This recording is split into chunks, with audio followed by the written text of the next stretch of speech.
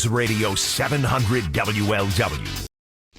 All right, I saw this and I said, how could this possibly be true? But apparently it is. There are drunk Roombas all over America right now. Vacuum machines that are thinking on their own and maybe just doing you some bodily harm. So the question is, has your Roomba vacuum been acting strange lately? Some i7 and i9 models of the robot vacuums have been experiencing issues due to a recent software update. iRobot said that this is happening to a lot and not just a limited number of models. They're working with impacted companies, but apparently there are some people that are complaining that their Roombas, including the vacuums, are behaving erratically. And if you're looking for what may be wrong, it may be one of those deals where you just have to reprogram the danged thing so it doesn't do a lot of damage to your carpet. This sounds like something out of 2001, A Space Odyssey, but somebody that knows much more about that is standing by to talk to us right now. He is Matt Rosen. He is a technology and artificial intelligence expert, and he's standing by right now here to talk about this on 700 WLW. Matt, how are you on this glorious Saturday? I'm doing great, Tim. Thanks for having me back on the show. It's always a pleasure. Well, I'm glad you could make it here today. Now, listen, these vacuums to begin with, I always thought they were a little out there because they seem to have a mind of their own, and apparently with this software update they do, but I think it just kind of highlights where all of this technology can be going. Just because someone in Silicon Valley thinks that an update is good and seamless and will work terrifically, it's not always the case, is it? No, it's not. You know, Alla's been building software for over 20 years. And one of the big things in every development cycle is making sure once software is released, it's tested as well as you can before you push an update. And, you know, what's happened with these Roombas, the latest release, I believe, from what I can tell, it's causing it to forget the map. So it spins around drunk. It doesn't find its home base. It doesn't clean, or it might clean eventually after spinning in circles. Yeah. But people are saying it looks like their Roomba had a shot of Jack Daniels, and basically it's the latest 3.12.8 release. I have a Roomba, but I do not have it set to auto update. So my Roomba's doing just fine. It's not drinking and it's vacuuming just fine. Yeah. You know, Roomba sounds like my brother. You know, you give it a shot of Jack Daniels, it just dances down the room aimlessly and doesn't do what it's supposed to do, but that's a different story. So I don't think we should necessarily be afraid of these things. I think you got to be worried, but what do you do if you've got, you put the update in? It's like an update for anything, whether it's a computer or an iPhone or something like that. What do you do? Do you go back to base and start all over again?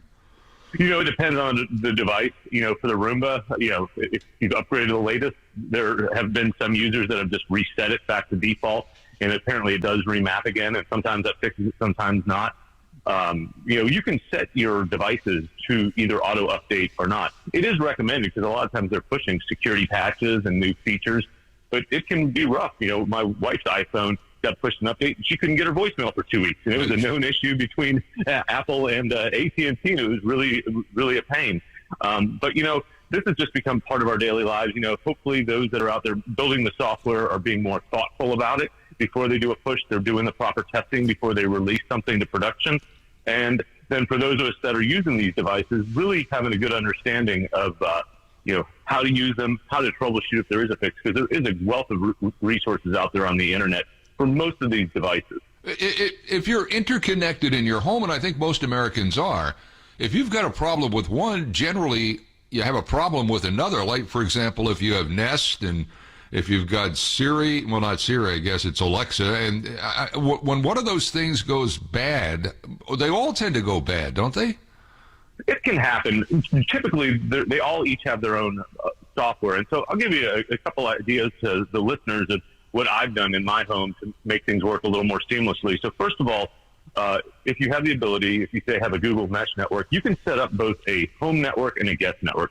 My recommendation is that you put any of the, you know, whether it's a Ring doorbell or whether it's your toaster, whether it's a Sonos speaker, whether it's, you know, an Alexa or a Google Home, put those on a separate network. You can put them on a separate guest network, and that just keeps things a little more secure. The other thing is each one of these devices, when you install it, it will often ask for access to your phone, your camera, your contacts. Yeah. Most of the times I say no. Right. Just don't do it. I don't get them too interconnected. But, you know, I've got over 50 devices across my home, and about once a year I'll have an issue where they push a patch that doesn't really work, and usually I just do a factory reset, and that tends to fix the issue more often than not. Yeah, no, I don't think a lot of people do that, though. I think a lot of people just say, well, what the hell, this is my password, this is my Wi-Fi, I'm just going to go ahead and add these on. And I think you make yourself more susceptible to hacking at that point, don't you? You do, yeah. If you don't have these things on a separate network, or your computer's behind a firewall, which is pretty easy to install, if you don't regularly change your passwords, hackers can get into some of these devices and into your computers. And so that's why you have it on a separate network, and your computer and your phone's behind a firewall. That's about as protected as you need to be, because obviously hackers out there are looking for easy targets. We're chatting with Matt Rosen. We're talking about these Rumbas that are just gone completely off the rails. Some people think it's the plot of 2001: A Space Odyssey. You and I visited, I don't know, maybe like 6 weeks ago when the minimum wage was in its infancy, discussions of raising it to $15 an hour. That did not happen this week. Were there a lot of entry-level jobs that were saved this week, and a lot of summer jobs for kids that were saved this week when that minimum wage was not increased in the latest stimulus bill?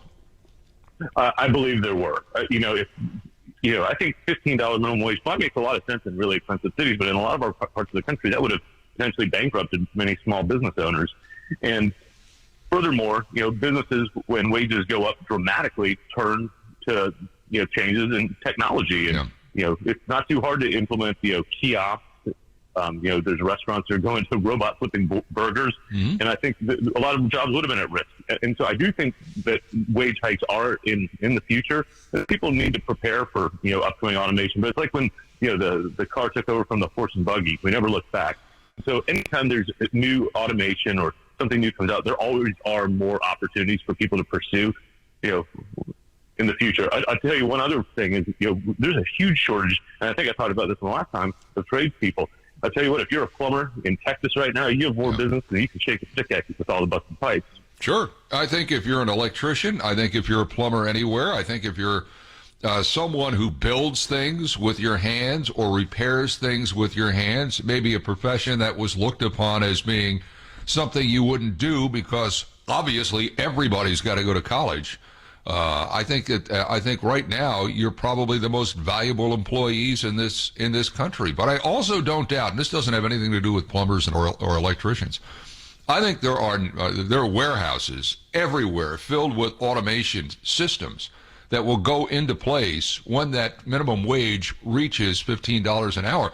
And it may not just be the fast food industry, but in the fast food industry, I think you're going to find it, one guy working with 10 robots that flip burgers, make fries, and take your orders. I think it's coming, and I think that's going to be a major needle for America to thread, wanting to upgrade lifestyle for all of us, but also knowing that companies are going to use anything at their disposal to keep prices down. I think that's coming, don't you? I think it'll come. It won't be overnight. Nothing ever changes in an instant. But I think the pace of change will continue to accelerate. And so I think to get ready for that, there are a lot of resources from code schools to online learning. We have a massive shortage of software engineers on the planet right now. Myself and almost everyone I know in my business is hungry for talent. And so for those, that are skilled and can teach themselves how to code, teach themselves things around, cloud and machine learning, there's going to be a massive demand for software engineers, for those that have the aptitude and ability. And then there's obviously going to continue to be a massive demand for the tradespeople. In fact, I've got a friend out in Fort Worth. If you have your own rig, he'll pay you $11,000 a week. They need truckers that badly. So if you are going to buy a Roomba, what do you have to make sure of? Let's say you don't have one, you're going to buy it. How do you make sure it's not drunk coming out of the box and into your house? I think it's the 7 and the 9 series, so I would avoid those at this moment. There is a fix that's supposed to be out later this month, so if you are installing it, I would make sure that you don't install the 3.12.8 release. That seems to be the one that's having the issues. So I would say avoid the 7 and the 9 series, at least for the next month, if you need to buy one today. Yeah, or wait for the 10. Matt Rosen, always great catching up with you. Stay well. I say this to you, I know a lot when we have you on. Stay well in 2021. We need to hear your voice. Thank you. Thank you, Ken.